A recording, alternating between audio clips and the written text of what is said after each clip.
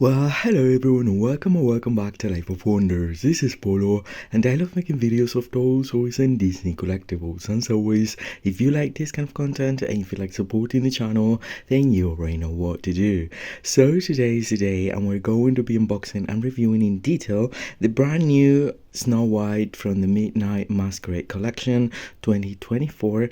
This is the last designer doll from Shop Disney, and we're going to be comparing her with the very first designer doll that was released back in 2011. So I am very excited about this review. I have already unboxed and reviewed this one over here about 3 weeks ago, or probably a little bit more. So you can watch that if you scroll down on the channel. And right here we have the packaging for the Midnight Masquerade Snow White 2024. It's limited to 4,300, and it's not a big number, but apparently she has not been as popular as it was meant to be, and I really don't understand why, because I feel like this doll is absolutely breathtaking, and it has so many elements that I was really looking forward to find in a Snow White doll. So anyway, her box has the same design as any other character from this collection, so it's basically like a limited edition live action doll, like that's like 17 inches, but smaller, but it has the same window display. And then the color, it's like a pearly silver for Snow White. We have the clock on both sides, and the little like magic dots, and the starry night with the blue star as the background.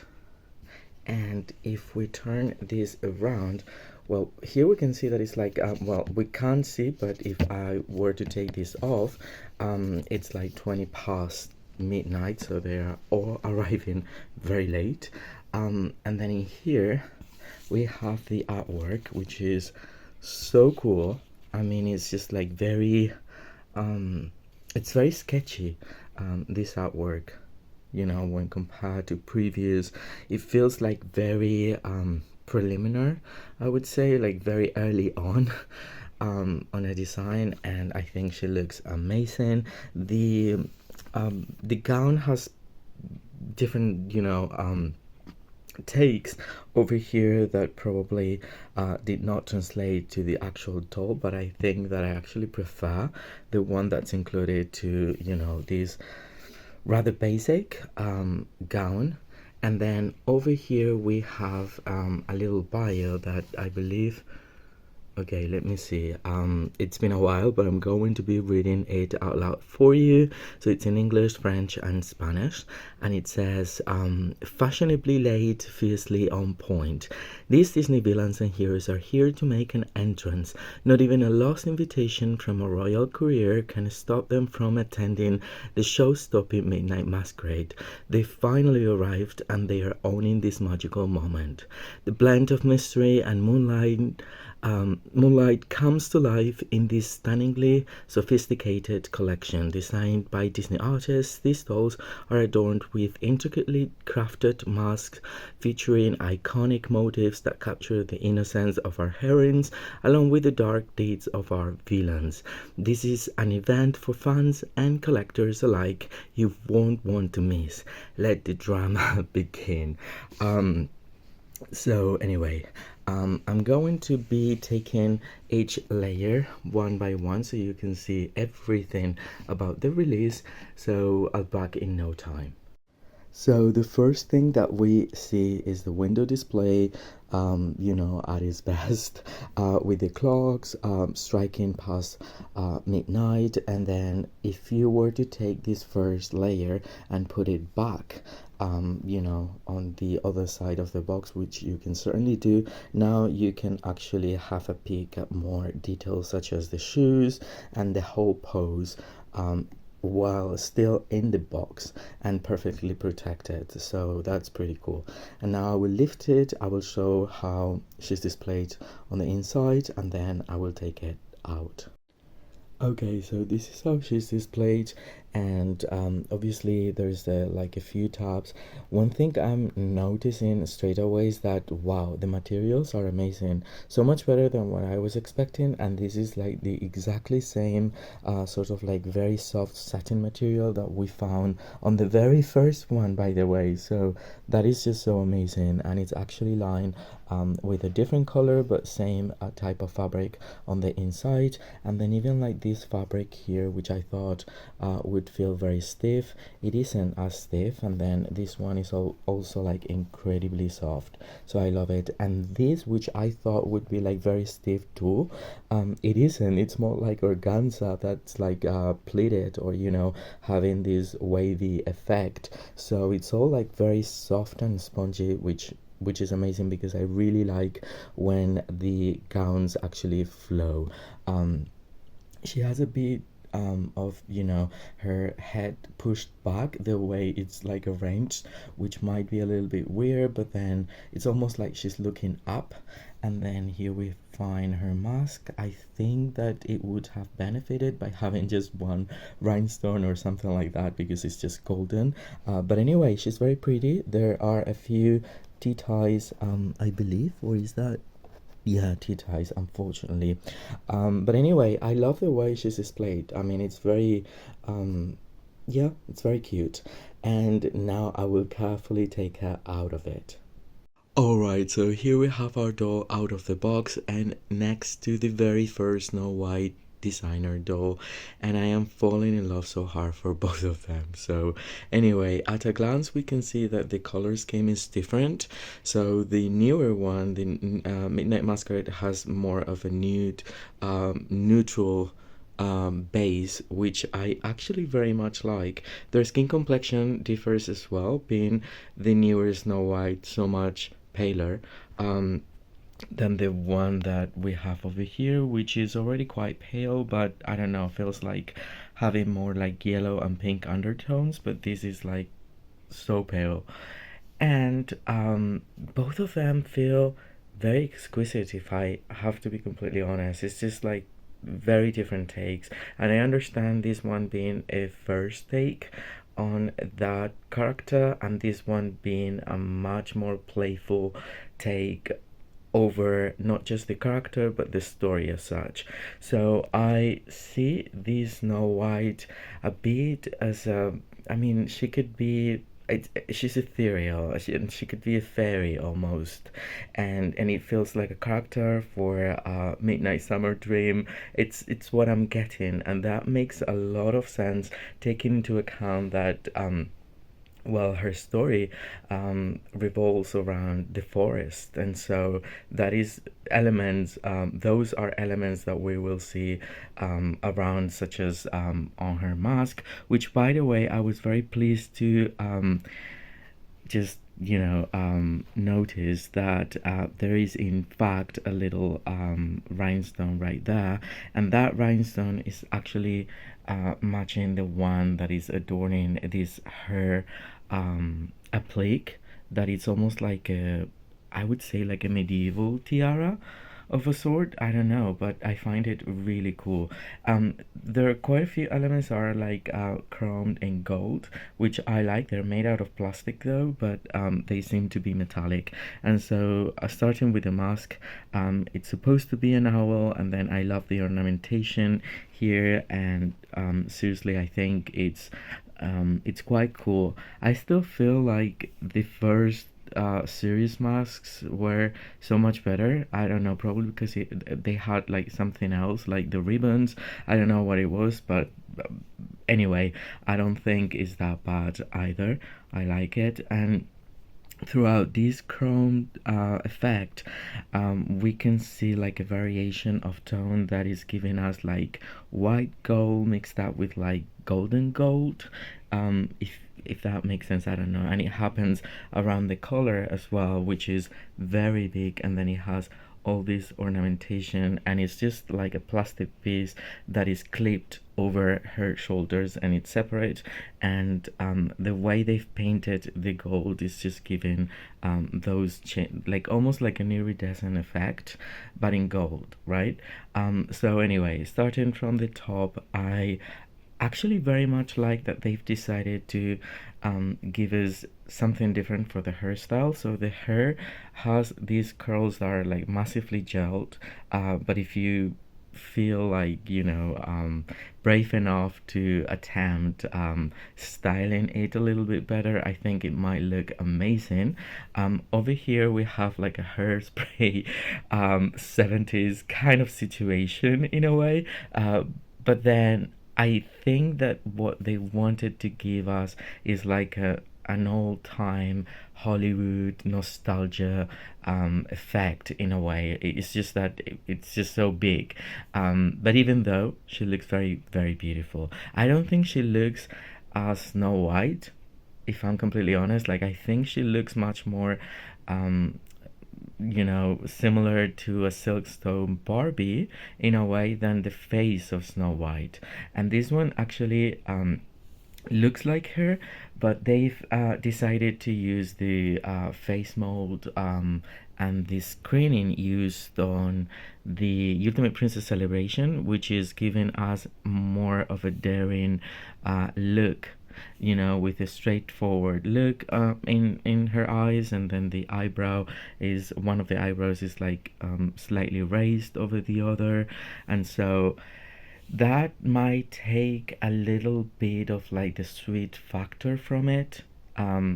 If they were giving us a side glance, a little bit more shy, timid, you know what I say. And so I understand that that might be something that people might not resonate as much.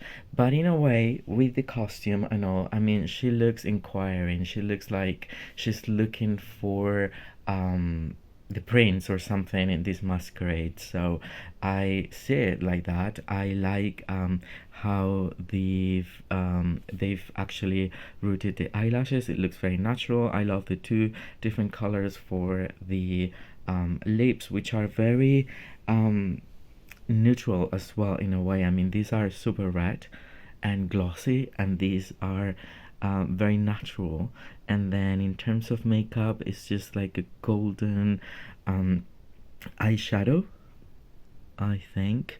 And then this one over here has a bit of a lavender yeah, eyeshadow, which is completely different. Anyway, and then I noticed that she's actually wearing earrings, which I was not expecting. The earrings are very very simple, but still look very elegant on her. In gold, like so. I love the fact that we can see the individual has. I mean, even though the hair is going to look different in every single doll, I think I like it. I always like a new take, and this one with the curls, I think Snow White looks amazing. So yeah, this is the way it goes. And then moving down, we find her gown and cape. Now the materials are very good. I would say this kind of like satin material is like my preferred ones when it comes to like volume and how soft everything is, and it's just like a dream come true really. And out of the box, this doll is just so massive. As you can see, the gown is just like, it's even so much bigger than I'm trying to display here, because it has a lot of like flow, and I don't know, it almost feels like it has a life on its own, and that I love. Now the newer materials are not as stiff as I was expecting them to be. They're actually nicer, but there is one thing I would have made a little bit better. Now, when it comes, it's just the one single piece with everything connected. Let me see. Yeah, everything is connected. So all the layers are connected to the dress, and they're not separate. Not like the crinoline kind of thing. Here is actually sewn onto the dress. So for the bodies, we can see that it's very simple, but I like it. I like it very much because it's just giving us like a blank cut from shoulder to shoulder, which is very and with no necklace or anything like that. We can, I mean, it kind of kind of take us um to how um pure I would say Snow White is supposed to be, that she doesn't really need to be incredibly crowded, in terms of things around to just show how pretty she is. And that is a simplistic factor that I actually very much like. And then I also love the baggy sleeves, which are very different to what we're used to for Snow White. This is also very different. Again, this is like very Hollywood era, nothing quite like the medieval, time period in which we would find her, but the color palette is actually matching the actual dress. And then here we're having it's also like a bit Hollywood, in a way. It could be like something made out back in the 30s and 40s. And even later, like 50s, like it makes me think of Balenciaga back in the day. With the simplistic designs. So I love that. And then I have to say that I very much like this material that, as I was saying earlier, it's reminding me of like raw silk, because of how the pattern and the texture of it. And then we have these beautiful screen printed details, which I appreciate because they're not over the top, they're not like heavy, and it adds to the ethereal kind of feeling. And then moving down, this has like pleats, and then it smooths on the back. Here I decided to keep that T tag because I love how it looks, with the cape, but I will show you the other side. So basically at the bottom of this layer we have this beautiful embroidery in both like burgundy, I would say, like deep red, like scarlet red, I would say, mixed up with like these two tones of gold, which is more of like a white gold and a yellow gold all together, and the rhinestones are white. No, are they white? Like, I don't know.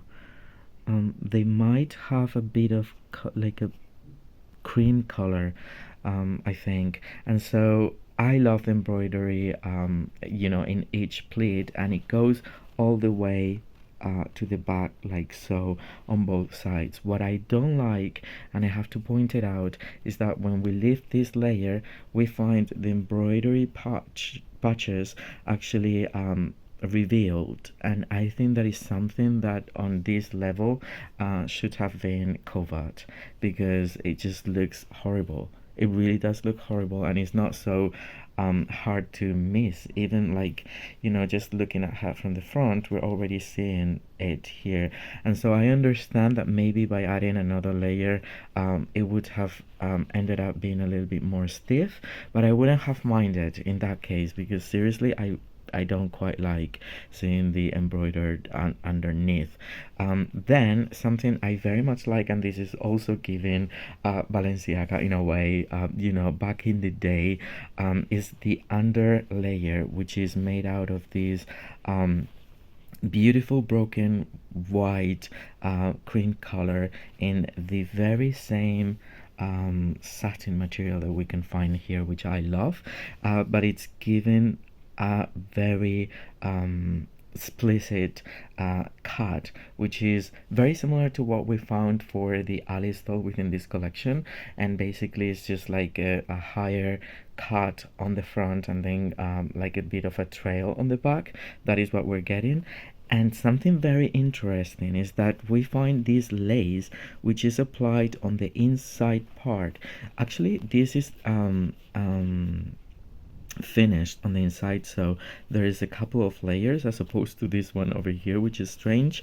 And then underneath, so we're meant to look underneath a little bit, even if it's just like at the back of it, and that is why I don't tolerate this portion here, but I love the fact that they've added the lace on the inside part of it. I feel it's very original. I think it goes incredibly well with the color palette that they're using, mixing out you know, gold and white go all together. And then underneath that we find a crinoline made out of like layers of tulle and a couple of layers of organza with ruffles at the bottom, also keeping up the shape of, you know, the asymmetrical cut of it. And I think it looks very, very nice, and it's something that I think it has to be appreciated when taking the doll out of the box, because it's so much more beautiful than I originally thought it would be. And then one thing that I also found very interesting is that they've given these like ankle cuffs made out of the same organza material that we find under the skirts, and so they go with an elastic around the ankles. And then the shoes, which might be just like very basic, they are, well, the color, first of all, I like it.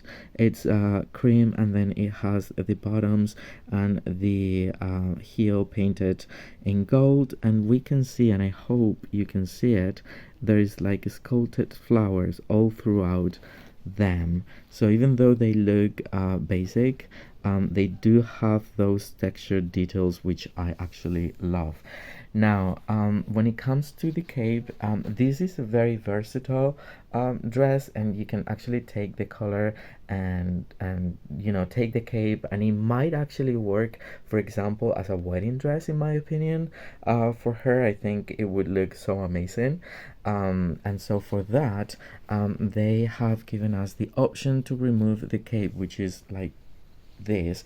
It has two colors. It has this very vivid red, which is very similar to the one that we have over here with the first designer doll, and then underneath is more of a burgundy color, which is different, and it gives a bit of like depth to it. And then this is the back portion of it, and we have two clips in which we attach the cape, and we can detach it, and that way transform the dress completely, because it will look different. By the way, this is how the color looks from the back, and you can see all the details. I can see birds, I can see flowers.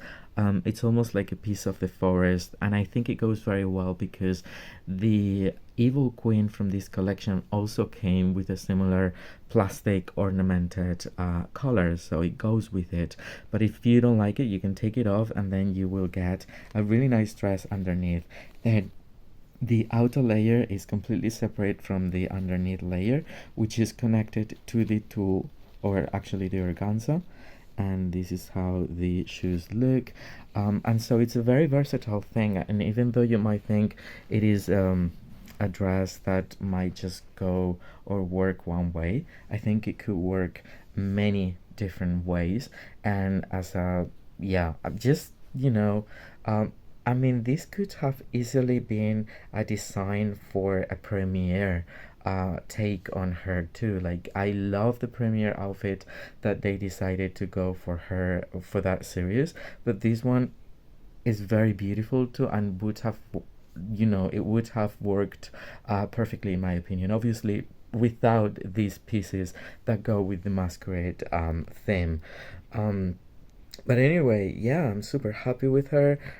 You can see the evolution as well of the dolls, from something that is incredibly elegant but yet quite simple in its essence, to being so much more playful around the years, because it's been like, how many years, like so many, almost like a decade and a half since the origin of the designer doll. So anyway, hope you've enjoyed this review and it's been helpful to all of you considering adding her to your collection. And if that is the case, don't forget to give me a thumbs up. Let me know what you think in the comment section down below, and as always, I will be more than happy to get back to all of you, for sure, and very interesting to read every single one of your comments. For now, stay safe, and I'll see you all very, very soon. Bye bye.